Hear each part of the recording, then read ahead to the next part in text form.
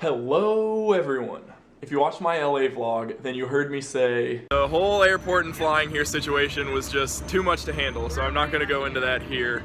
That might be a rant later. And this is that rant.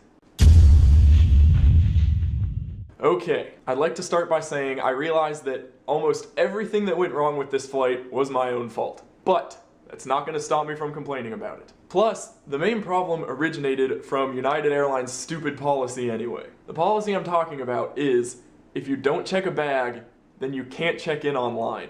And I never check a bag because who wants to spend that money? Also, why would this even be a policy? It's like they're just trying to make it inconvenient for people who don't want to waste money on checking a bag. I'm like, whatever.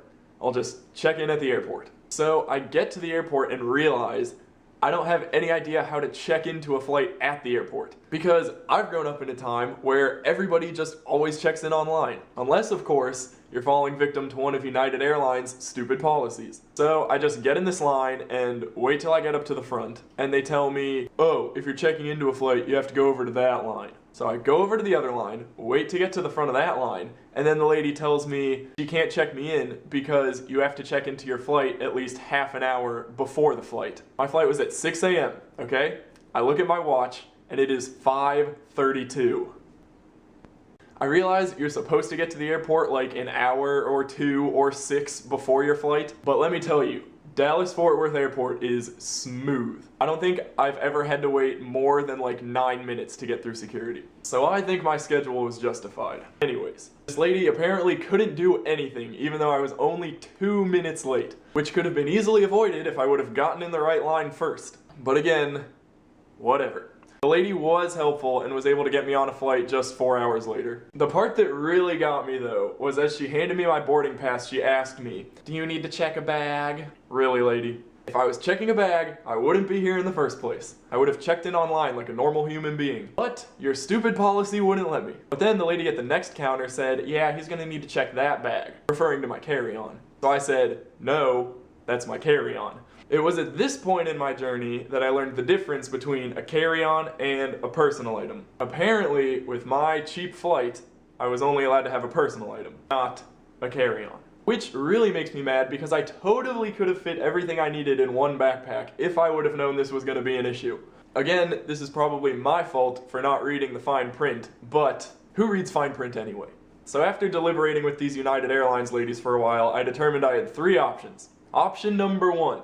I could suck it up and pay the $25 to check the bag, which at this point would be so frustratingly ironic on so many levels. Option number 2, I could stuff everything in my backpack, which I checked to make sure that I was able to do, and then just ditch the suitcase at the airport. Or option number 3, I could take my carry-on to the gate and hope that they'll just check it for free. But if they don't check it for free, I'll have to pay $50 instead of just $25. A gamble, as they say. So I took my chances and went with option 3. And since this is a rant, you can probably tell where this is going. So I go through security and get to my gate, burn time for a couple hours, and the flight starts boarding. Now, I always wait to board the plane last for 2 reasons. 1, it's slightly less time that I have to spend cramped up on an airplane. And 2, I like when they check my bag for free. Especially when the alternative is paying $50 to check the bag. So I'm waiting while everyone else is boarding, and about halfway through the boarding they get on the intercom. Attention all flyers, the plane is now full, so we will be checking any carry-on bags for free.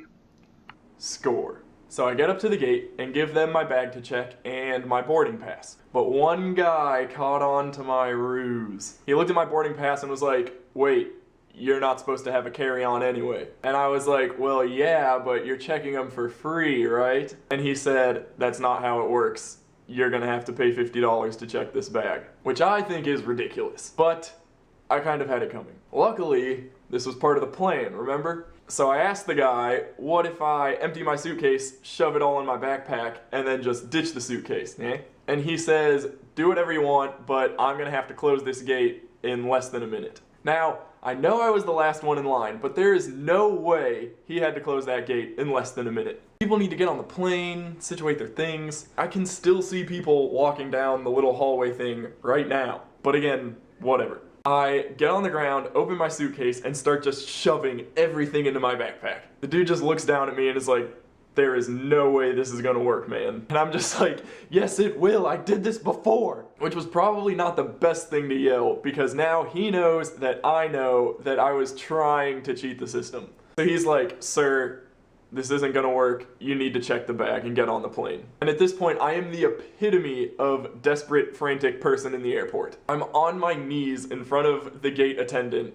with my suitcase open and my clothes thrown everywhere, and I'm just like, I don't want to pay $50. But alas, I was defeated. I ended up checking the stupid bag for the stupid $50. I rolled the dice, and I lost. But the story isn't over yet, folks. So I fly on over to my first stop and have a layover in Houston. I go to my next gate, sit down, get ready to just chill before my next flight. Then they come over the intercom.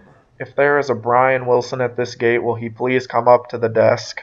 Oh man, what now? So I go up to the desk and they ask me, hey, you missing anything important? And I'm just like, I don't know, I checked a bag against my will in Dallas. Did you guys lose that? No, anything else? I feel like I'm being tormented. But I feel my pockets, and of course, I don't have my wallet. They told me they had it in gate 2. I was at gate 37. Just as I thought this was about to be episode 2 of Frantic Airport Brian, the lady told me she could use her little airport buggy to drive me to gate 2 and get my wallet. And I know you're lying if you try and say that you've never wanted to ride in one of those airport buggies. That's at least one good thing that came out of the day. So she drove me to gate 2 to get my wallet, and I got back to my gate just as the flight was starting to board. So naturally, I sit down and wait to board last. But about halfway through the boarding process, they get on the intercom again.